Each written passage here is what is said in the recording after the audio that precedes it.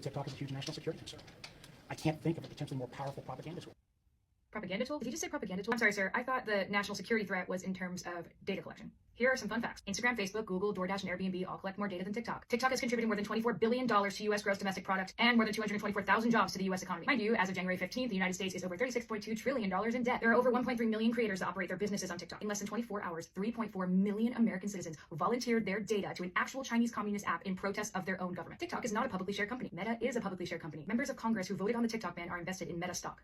Meet your politicians. Senator Mark Wayne Mullen purchased between $15,000 and $50,000 of Meta shares on January 2nd, 2024 and January 26, 2024. Mike McCall, who introduced the TikTok ban legislation, was a little bit sneakier about it by using his family's trust to purchase his Meta stock. Representative Byron Donald voted yay and purchased Meta stock on December 6th. Representative Greg Stanton voted yay and purchased Meta stock on November 9th, 2023. Representative Diana Harshbarger voted yay and purchased Meta stock on March 3rd, 2023. Representative Ro Khanna voted nay but purchased Meta stock on November 7th. Representative Dan Crenshaw voted yay and purchased Meta stock on December 2nd, 2022. Representative Marjorie Taylor Greene voted yay and purchased Meta stock on December 30th. The list goes on and on. You guys can look it up. Members of Congress are actually required by law to disclose their financial transactions, including stock trades, under the Stock Act. Ironically, the purpose of that law is to make sure that Congress members do not make any major decisions if there's a personal financial benefit. The irony of fear-mongering a nation about the threat of Chinese communism by stripping them of their jobs, freedom of information, freedom of speech, freedom of open communication, freedom of discourse, and right to discern propaganda is wild. All while one publicly shared corporation that is notorious for controlling propaganda to literally puppeteer elections by unethically collecting our data lobbies Congress to vote on a ban to continue to monopolize where we receive all of our information. And the Congress members who voted for this monopoly were legally allowed to have shares in the stock! But it's totally normal the CIA lizard dumped $7 million into pushing this ban through because he went on Joe Rogan and talked about jiu-jitsu. As for me, I was a broke singer-songwriter trying to make it in the music industry,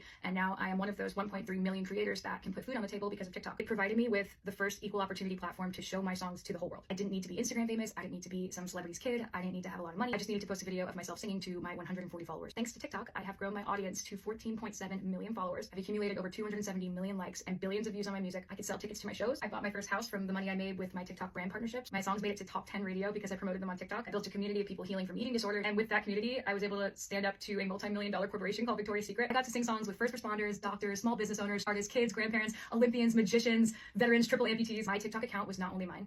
It was a place for other people's perspectives. For the kid I babysit to confront mean girls in her school, it was supposed to be something that I could show my daughter one day and be like, look, mommy made this. And you can do anything too. You can follow your dreams and you can change the world. This just feels so icky. And now I'm saying goodbye to the future that I built for my family, fair and square, with a baby on the way, so a bunch of corrupt, dirty politicians can feed their babies. Our greatest politicians could be focusing on genocide, poverty, human trafficking, homelessness. It is not about privacy or national security. It is all about control. China doesn't want to spy on people pooping while they watch it Get Ready With Me. The government doesn't even hate TikTok. In fact, most of the Congress members that voted to ban TikTok are actually on TikTok, as are all their spouses and children. What the government hates is losing money out of their own pockets. The government hates losing control of the information we receive. And most importantly, the government hates when we talk to each other.